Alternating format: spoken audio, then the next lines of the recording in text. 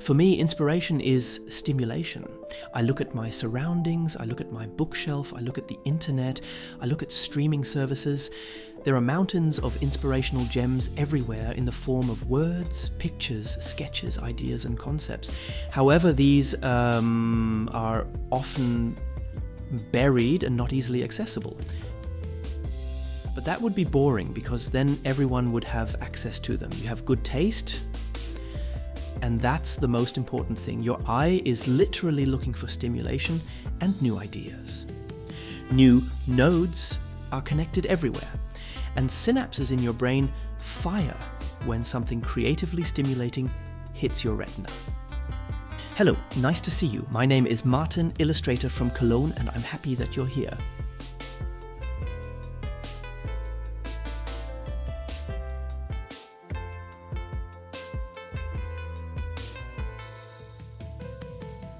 I often forget what rich resources are around me outside of the internet. As I said before, books, comics, graphic novels, art books, and much more can be a wonderful source of new ideas. Libraries often have large collections of illustrated books. Leafing through the pages is a great way to let yourself drift and make little notes or sketches here and there in your own sketchbook, which you can later use to create even larger works. For me, the internet has sometimes proved to be a rather limited source of ideas. I often see very pre-chewed and repeatedly shared, reused images that don't seem particularly innovative to me when I do a simple search engine image search.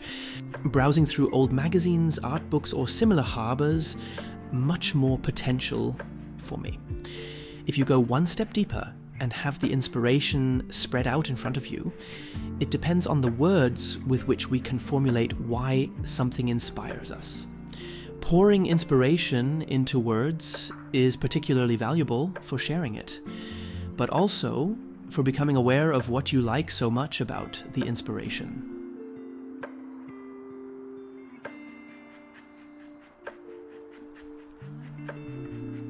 It's not enough to simply say that I like the aesthetics or the vibe. What other adjectives can you use to describe or categorize the source of inspiration? Where are the synesthetic sparks that fly when you look at the inspiration? Is it, for example, the color palette, the form of the composition, or perhaps the character design itself? Is it perhaps specific words in a certain sequence that set off a brilliant firework of visual ideas in your head?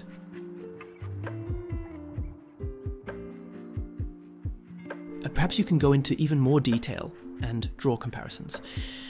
Are there moments in the line that you would like to try out for yourself? The ductus of the line, or perhaps the texture of the picture that you can see, or maybe it's music that inspires you. What sounds and tones, what moods and emotions emerge when you listen to the piece of music? What images do you think of?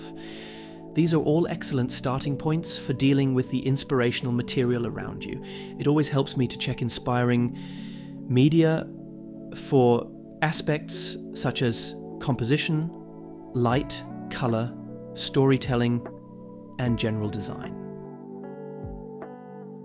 Our brains are incredibly good at finding these things automatically. So it will literally happen to you by accident if you just let your eyes wander over things. And that brings us to the most important thing. You should look at lots of things. Make it your mission to surround yourself with things that can be a source of inspiration.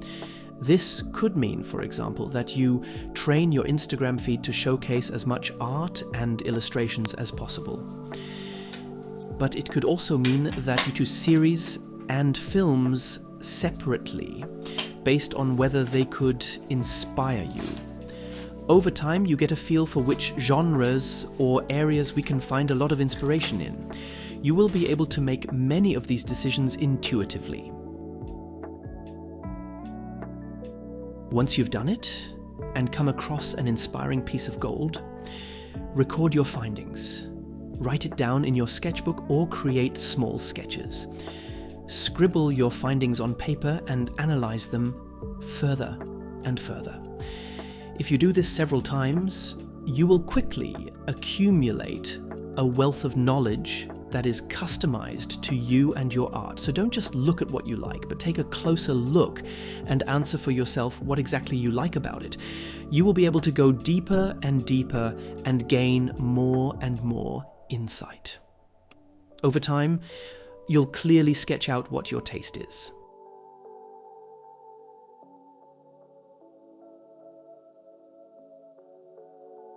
All this searching and finding inspiration will make it much easier for you to work creatively. Many questions will be answered automatically, and you will be able to formulate much more clearly what exactly you want to create and what you love and want to emphasize. This can and will be very satisfying and put a clear message into your creative work. This clear message will help your audience to better appreciate you and know why they will come back to you and your work. So open your eyes, search and search. Do this often and pick out pieces for your own work. You can look forward to seeing how this will help you make leaps and bounds in your visual language over time.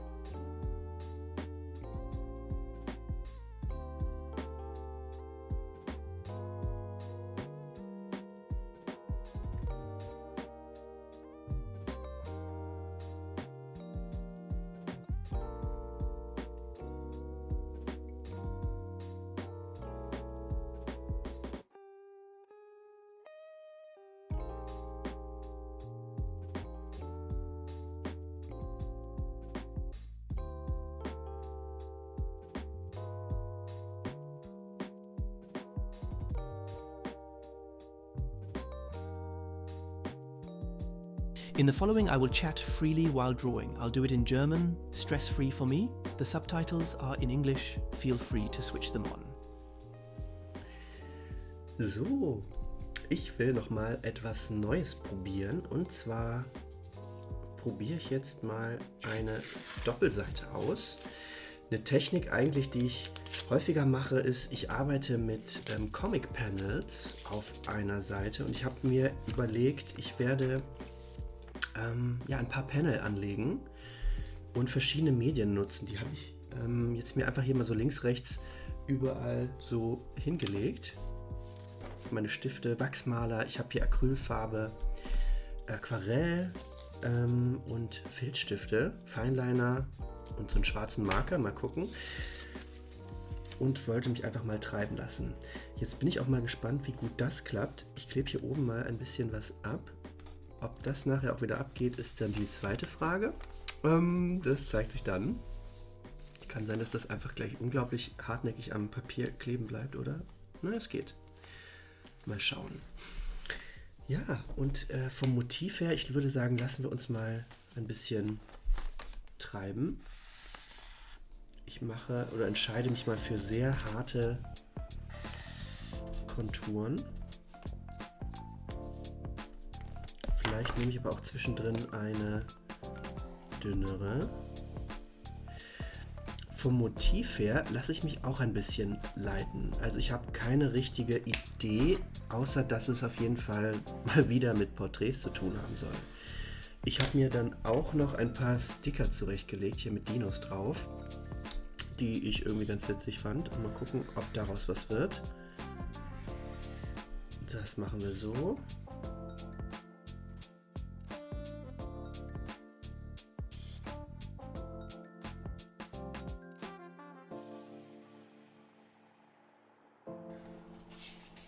Und ich habe hier so aus einem Magazin ausgeschnitten Porträts von Leuten. Ausgeschnitten wäre zu viel gesagt. Ich habe sie rausgerissen. Und nehmen wir doch mal ein paar dieser Gesichter und versuchen sie einfach zu zeichnen. Ich starte mit diesem größeren Panel und nutze diese Fläche für eine Blindzeichnung. Und diese Blindzeichnung starte ich mal mit einer Farbe, mit Rot, und werde nachher nochmal darüber gehen. So, jetzt schaue ich mir wirklich nur mein Foto an. Und versuche nicht zu schummeln, dass ich einfach wirklich... Kann auch sein, dass ich jetzt genau dann darüber zeichne. Und jetzt löse ich mich selber gerade auf. Also ich löse auf, beziehungsweise ich schaue selber an, was ich gemalt habe. Das Gesicht ist super schön verkleinert. Und jetzt zeichne ich wieder aktiv rein mit dem Wissen, dass ich keine Blindzeichnung mehr mache. Und ergänze den Rest vom Gesicht, indem ich hinschaue. Bei diesen Blindzeichnungen geht es oft darum, wirklich loszulassen für mich, da zu gucken, brauche ich jetzt die Kontrolle wirklich oder kann ich mich ein bisschen vom Zufall treiben lassen. Dasselbe mache ich jetzt nochmal. Ich nehme nochmal dasselbe Gesicht, also dieselbe Fotovorlage und mache das... wie wäre es? Ich sage hier daneben, weil es wahrscheinlich nochmal anders wird. Oder ich setze es hier oben hin, dann wird es nochmal ein bisschen was anderes geben. Also hier schaue ich wieder nicht auf mein Papier auf dem Skizzenbuch, sondern ich schaue nur auf die Fotovorlage. Und dadurch, dass ich jetzt wieder eine Blindzeichnung mache, ähneln sich die gar nicht. Ah ja, interessant, jetzt schaue ich hin und er hat das Auge im Ohr. Sowas liebe ich ja.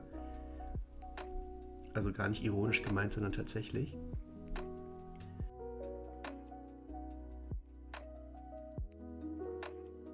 Oder ich lasse es drin, authentisch. Die Hände finde ich cool, die habe ich noch nicht gemalt. Die auch werde ich jetzt versuchen, blind zu zeichnen. Oder wisst ihr was, ich schaue hin, ich nehme dafür aber meine ungeschulte Hand und ich zeichne normalerweise mit rechts. Ich weiß, ziemlich basic, aber jetzt male ich mal mit meiner linken Hand, die sonst nicht so trainiert ist. Und ihr seht, die Proportionen stimmen dann schon ganz schnell nicht mehr. Oh Gott, und dieser Daumen. Aber das soll ruhig so sein. Es darf seltsam und abstrakt aussehen. Alles andere finde ich jetzt für meinen Teil nicht so aufregend. Also ja, ich genieße auch mal total so eine naturalistischere Zeichnung. Aber ich finde also für meine Zeichnung, bei anderen Leuten auch naturalistische Zeichnungen für immer. Aber bei meinen Zeichnungen oft langweilen mich die Ansätze, wenn es zu fotonah ist. Deswegen probiere ich es jetzt mal so und ich gehe jetzt mal auf einen anderen Stift und zwar vielleicht mal mit dem hier und zeichne auch die andere Hand.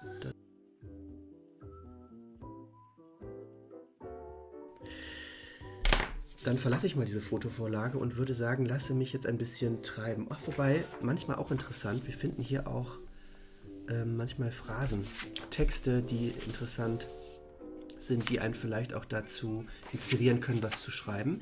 Das hier ist jetzt von einer Ausgabe für gesunde mentale Gesundheit aus der Tageszeitung Die Zeit. Die haben so eine Sonderausgabe rausgebracht. Mir geht es gerade richtig gut. Das ist doch eigentlich ein schöner Satz hier. Mir geht es gerade richtig gut. Und wisst ihr was? Den schneide ich aus und klebe das einfach auf. Und wünscht mir gerade ein bisschen, ich hätte es nicht live angestrichen, aber was soll's. Ist doch auch Fun.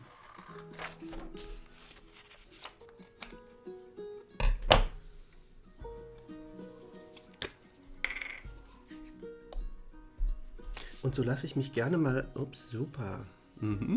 So lasse ich mich gerne mal leiten, einfach zu gucken, was springt mir entgegen. Ich versuche überall Inspiration zu finden und zu suchen. Beziehungsweise erstmal zu suchen, dann zu finden und sie anzunehmen.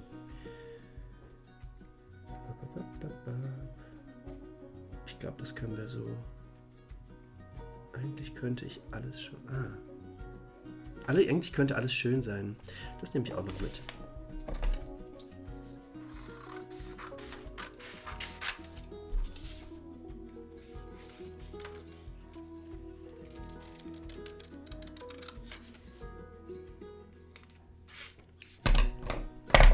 Auf der Rückseite geht es ums Studio. Das lassen wir mal weg.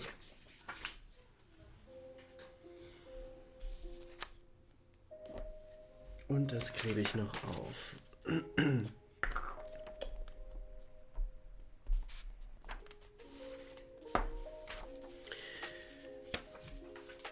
Wie geht es euch mit solchen Sachen? Habt ihr auch schon Dinge mal irgendwie so angegangen, dass ihr gar nicht wusstet, was daraus passiert, was jetzt entsteht? Oder seid ihr immer sehr kontrolliert am liebsten und wisst halt genau, okay, das ist, was als nächstes gezeichnet wird, oder das ist der Plan für meine Illustration. Also ich finde es eigentlich immer ganz entspannend, manchmal nicht zu wissen, was passiert. Und es kann natürlich auch schief gehen, aber man muss da so ein bisschen so ein Vertrauen in sich selber finden und aufbauen. Zu wissen, egal was, es wird schon irgendwie gut werden. Hört sich wieder kitschig an, aber ich glaube, man überrascht sich so dann häufiger. Ja, hier mache ich mal so eine Palme draus.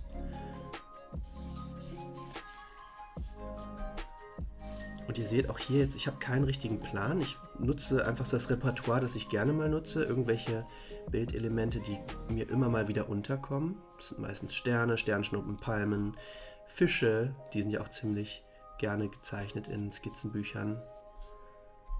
Mit Tieren habe ich sonst nicht so. Also ich mag Tiere gerne, aber ich zeichne sie selten. Vielleicht kommt das mal. Und lasst mich gerne auch mal in den Kommentaren unten wissen, wie ihr das findet. Ich mache jetzt hier gerade ja wieder eine deutsche Aufnahme, normalerweise ja auch ein englisches Intro. Und ich dachte, warum muss ich mich entscheiden? Bei diesen langen Sprachanteilen, wenn ich viel rede und einfach so drauf losrede und kein richtiges Konzept habe, dann fällt es mir dann doch wirklich deutlich leichter, das einfach auf Deutsch zu machen. Weil ich nicht so viel mich selber korrigieren muss und dann nicht so gebremst bin. Vielleicht gefällt euch das ja. Ich glaube, ich finde es eine ganz schöne Mischung aus beidem. Mal gucken. Ich mache natürlich die Untertitel schön an. Mal sehen, was wird. Okay, jetzt haben wir hier schon mal eine weitere Füllung. Hört sich an wie beim Zahnarzt. Worauf hätten wir noch Lust? Ich glaube, ich wiederhole teilweise die Dinge jetzt. Ich komme jetzt mit einem anderen Material. Ich setze hier nochmal eine Palme rein.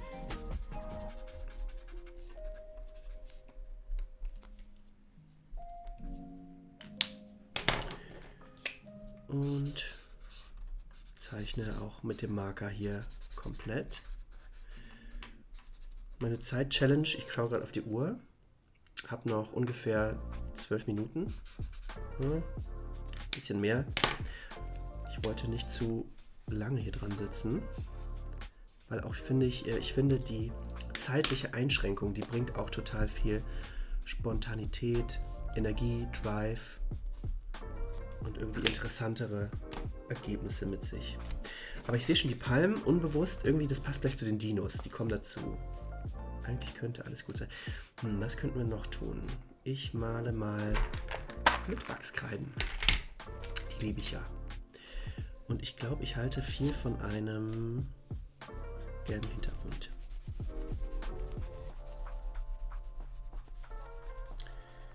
Einfach mal hier so drauf. Dann wische ich das immer ganz gerne noch mal ein bisschen, damit das später nicht so krass abfärbt auf die gegenüberliegende Seite, wenn man das Buch zuklappt oder weiterblättert und dann malt. So richtig fixieren, ja gut, man könnte es mit Fixativ machen oder mit Haarspray, aber ich weiß nicht, ob das bei Ölkreiden, habe ich das noch nicht probiert, ob das hält. Und ich nehme ein bisschen Rot fürs Drama. Ich glaube, so auch in der Bildwelt will ich bleiben. Orange, Gelb, Rot und dann komplementär zu dem schönen Rot dann noch das Grün. Dann haben wir irgendwie einen schönen Mittelweg.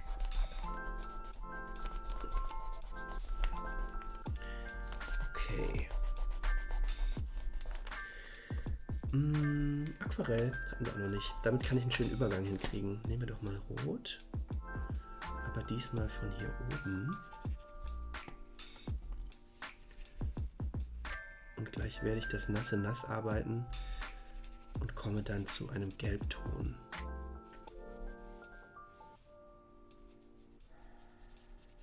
Hoffentlich zumindest.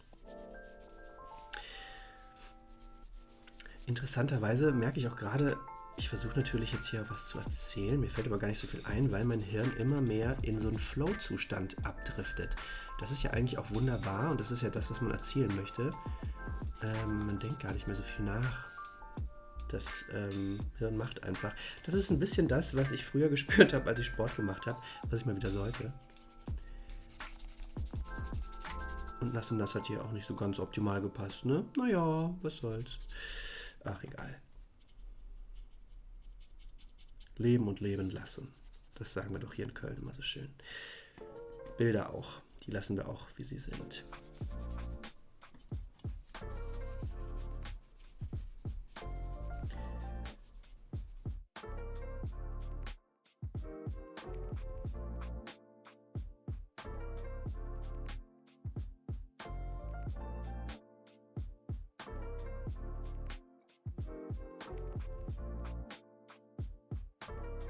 Ja, geht, ist okay. Hier unten starte ich auch nochmal mit Rot.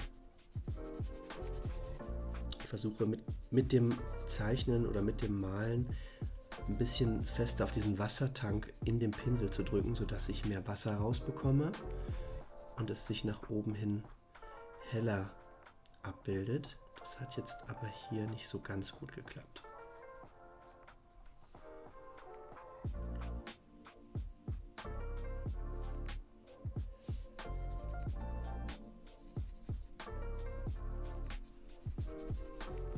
Jetzt wird es blasser, na endlich. Ja, und so sieht man, manchmal beherrscht einen das Medium mehr, als dass man es umgekehrt sagen könnte. Also bei mir ist das zumindest der Fall. Aber auch das ist irgendwie ganz nett. Warum nicht? Man kann im Leben so wenig kontrollieren, wenn man das mal so ein bisschen für sich erkannt hat. Ist es manchmal auch ganz entspannend. Muss ich immer wieder neu erkennen in anderen Lebenslagen. So, guck mal. Jetzt ist das hier irgendwie auch ganz nett. Gucken, was da gleich noch mit passiert. Jetzt aber die Untermalung. Und das machen wir hier. Hier ist noch Platz. Auf die Gefahr hin, dass ich jetzt den wertvollen Weißraum hier komplett komplett zubaue, mache ich nur ein kleines Fenster. Hier ist zu dunkel. Wir brauchen eher hellere Farben. Also ich nehme hellere Farben, mache hier erstmal so einen kleinen Frame, ein bisschen rot und male gleich mit einer deutlich dunkleren Farbe darauf und lasse dann aber gewisse Sachen stehen.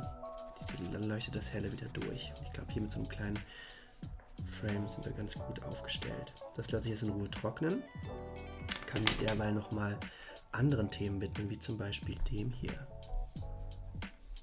Guck mal, das deckt ja gar nicht so gut, wie ich dachte, das Braun. Ich wollte hier so einen schönen, schicken Stern drauf malen. Mal gucken. Das geht besser. Und das ist irgendwie der Charme von Mixed Media, finde ich. Also, ich gucke mir oft Bilder an von Leuten, die Mixed Media arbeiten und denke mir, boah, krass, das sieht so cool aus. Aber eigentlich ist es nur Geduld haben, bis mal was anderes trocken ist und dann draufgehen. Also nicht, um das klein zu reden. Es ist natürlich nach wie vor toll, Mixed Media, aber es ist keine so große Magie. Ich lasse mich da oft von blenden und denke, oh wow. Aber nein, man muss eigentlich nur warten, bis was trocken ist und dann kann man plötzlich so schöne Überlagerungen machen. Das hier machen wir doch jetzt direkt mal gelb aus unten. Aber hier will ich es weiß lassen, deswegen ich Pinsel sauber machen mit Wasser nur. Will ich es hier so ein Fading machen, genau, das wollte ich. Was brauchen wir noch? Er kriegt ja auch mal so ein bisschen Gesichtsfarbe, aber nur, ich habe die Lichtquelle nach links gesetzt, sodass hier irgendwie das Gesicht beleuchtet ist. Und daran halten wir uns hier auch mal.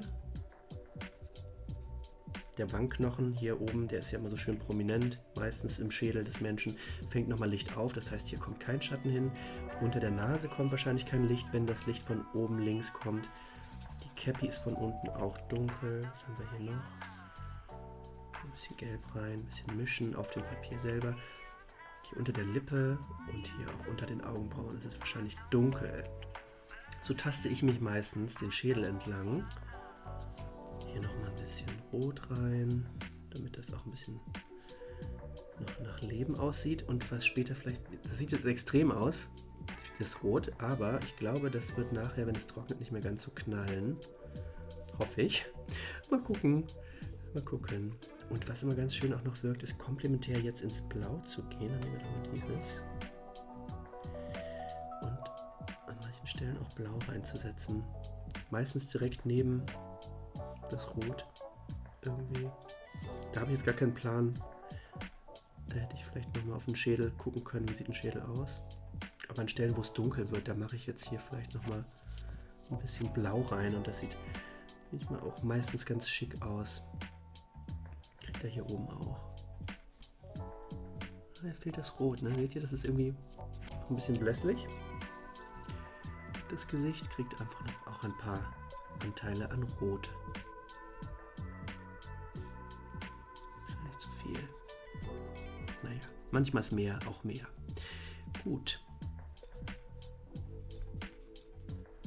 Also farblich, ihr seht, bin ich nicht virtuos. Ich habe oft einfach nur gezeichnet.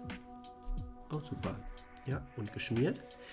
Und deswegen ist mein Umgang mit Farbe manchmal sehr oder meistens einfach, ich sag mal, lapidar oder unwissend.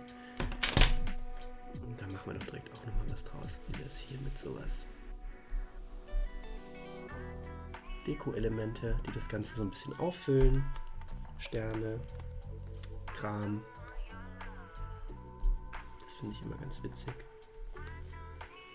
Die geben so ein bisschen eine Stimmung mit. Und ich will natürlich das hier oben jetzt noch irgendwie zum Arbeiten bringen. Daher auch hier nochmal, die Idee. Nehmen wir doch mal ein bisschen Acrylfarbe. Die haben wir ja noch gar nicht benutzt. Aber erstmal nochmal grün. Das ist hier unten rechts. Das muss hier oben, finde ich, nochmal auftauchen.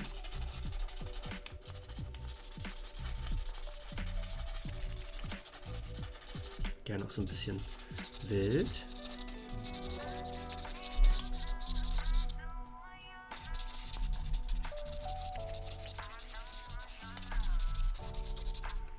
Das wird ja nachher noch abgezogen, dieser Streifen.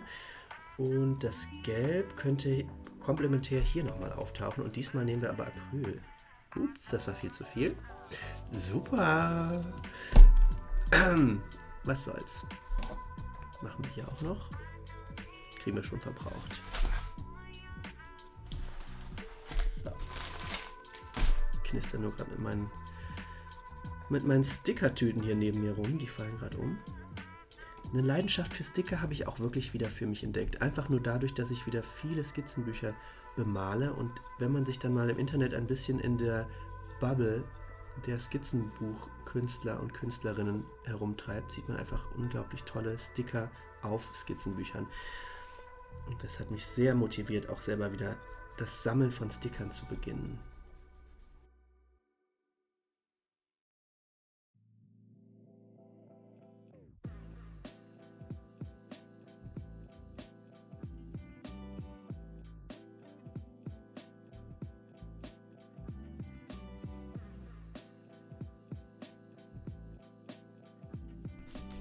So, jetzt haben wir hier das Gelb und wir haben hier eine große Fläche Gelb. Das, finde ich, fängt sich jetzt in der Diagonalen über dieses breite Bild ein bisschen gut auf. Und jetzt habe ich jetzt hier halt angefangen, jetzt muss ich das hier auch noch schließen, finde ich, mit Gelb. Ja. Das wäre nur konsequent. Dadurch leuchtet jetzt auch das Weiß innerhalb des Sterns viel besser. Denn heller als das Weiß des Papieres kann ich nicht illustrieren. Und das mache ich mir zunutze und dann knallt das Gelb halt mal, das Weiß mal richtig schön raus. So, das lasse ich jetzt mal ruhen, bevor ich es noch verschlimmbessere.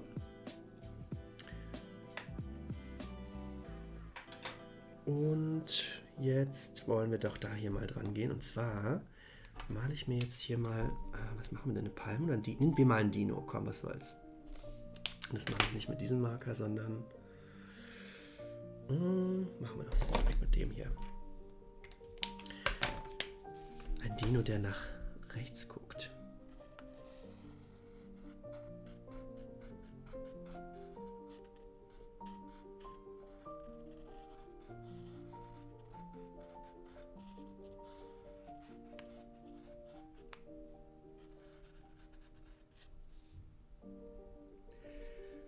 Das ist doch ganz süß.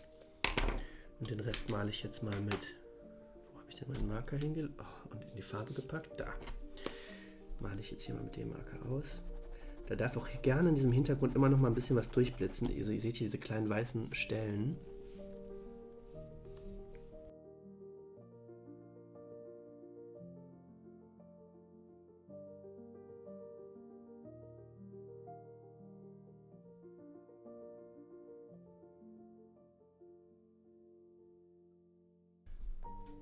Ja, vielleicht machen wir es ganz dunkel.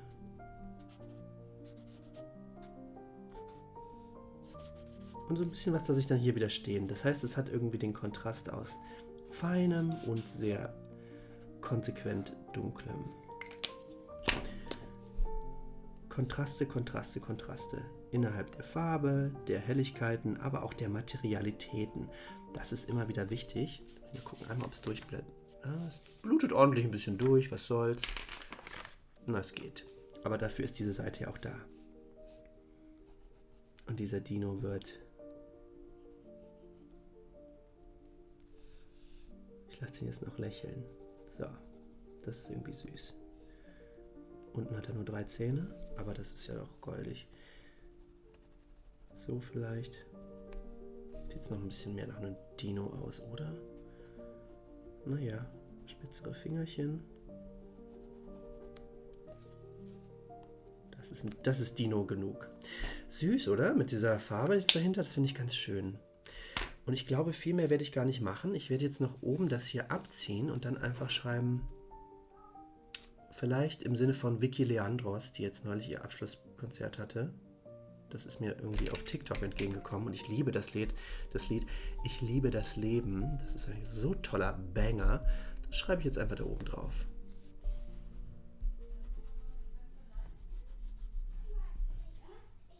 So, dann ziehe ich das mal ab und schau mal, wie gut das klappt. Das ist es kann ein sehr befriedigender Moment sein und ich glaube, es wird ganz nice.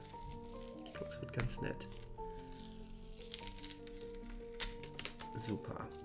Ich glaube, man hätte das ruhig hier noch ein bisschen übertreiben können oder noch weiter treiben können, aber so ist es jetzt, wie es ist. Und ich schreibe das Ganze mal mit meiner ungeschulten Hand.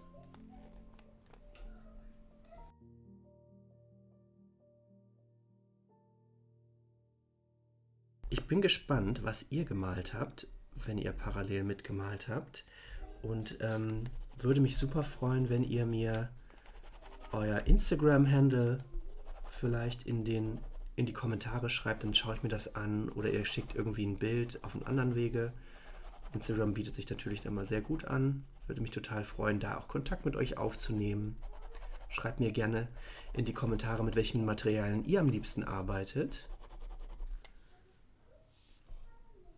Und dann können wir uns darüber ganz gut austauschen. Vielleicht kann ich auch mal ein paar eurer Geschichten irgendwie mit aufnehmen und beim nächsten Mal im nächsten Video miterzählen. Das würde mich total interessieren oder total freuen. Und als nächstes gehe ich jetzt noch... Fehlt noch was? Irgendwie grün. Grün haben wir hier. Machen wir doch hier nochmal das da draus. Und ich glaube, so langsam sind wir durch. Ich finde es irgendwie noch ganz süß. Das ist auch, weil man macht das als Kind. Man malt manchmal so diese Stellen aus, innerhalb Buchstaben oder die sogenannten Punzen. So. Und ich mache das hier auch nochmal, obwohl das C eigentlich keine Punze hat. Dann sieht das irgendwie auch nochmal ein bisschen spielerischer aus. Ich verwische das Ganze auch nochmal. Und komme damit langsam zum Schluss. Weil ich es nicht lassen kann, dass ich nochmal ein klein bisschen Acrylfarbe hier hin. Ups.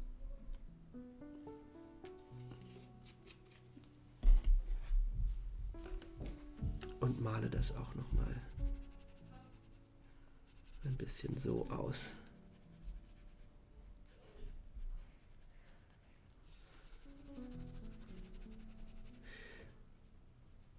Ich lasse das aber hier noch ein bisschen mit dem weißen Rand stehen, sodass man da auf jeden Fall das Weiß auch wieder sehen kann. Das leuchtet immer schön. Und habe hier auch noch ein bisschen Rot an der Ecke hinten. Vielleicht nehmen wir da auch noch mal so einen Wachsstift.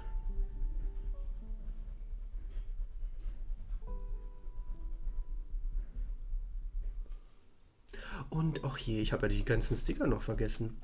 Er soll hier noch an Dinos denken, das finde ich gut. Dinos mit einem Herz. Und jetzt ist das Ganze noch nicht ganz trocken. Vielleicht gebe ich dem Ganzen noch mal ein paar Minuten Zeit und komme dann wieder zurück, Oder, ach ne, wisst ihr was, es geht schon. Es wird schon gehen. Wer passt denn wohin? Ich tupfe das mal ein bisschen ab.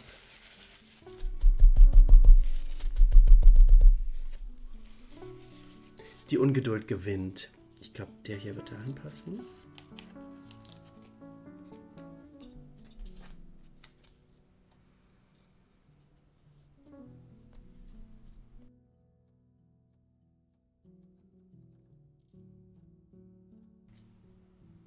Der kann auf jeden Fall irgendwie hier oben hin. Ah ja, dann hat er das hier, als wäre das alles so seine Speedline oder als wäre das so die Staubwolke, die hinter ihm entsteht. Der hier sieht noch toll aus. Ich wüsste jetzt natürlich liebend gerne, wie die alle heißen. Das habe ich alles nicht mehr parat im Kopf. Aber das könnt ihr mir auch gerne in die Kommentare schreiben. Welche Dinos habe ich da aufgeklebt? Und nehmen wir doch noch einen T-Rex.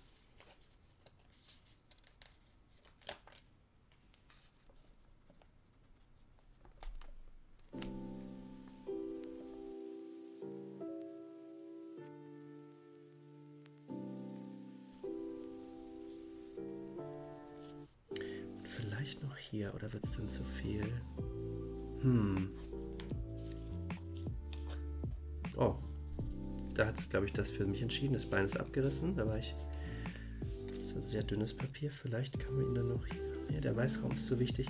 Vielleicht hier unten. Nee, hier. Und dann werde ich den Rest. Wobei dieses Ombre will ich eigentlich auch nicht vorkleben. Dieser Verlauf. Machen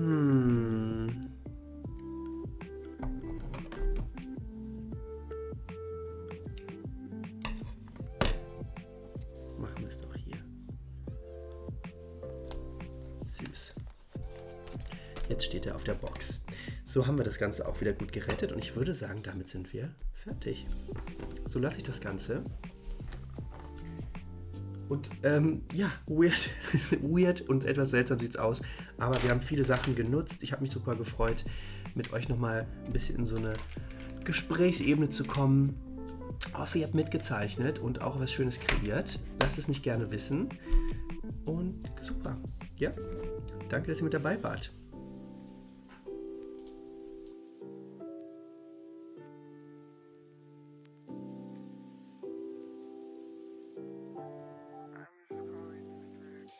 Thank you very much for watching. I would be very happy about a thumbs up and a subscription. As a small channel, this helps me a lot. Have fun drawing and see you next time.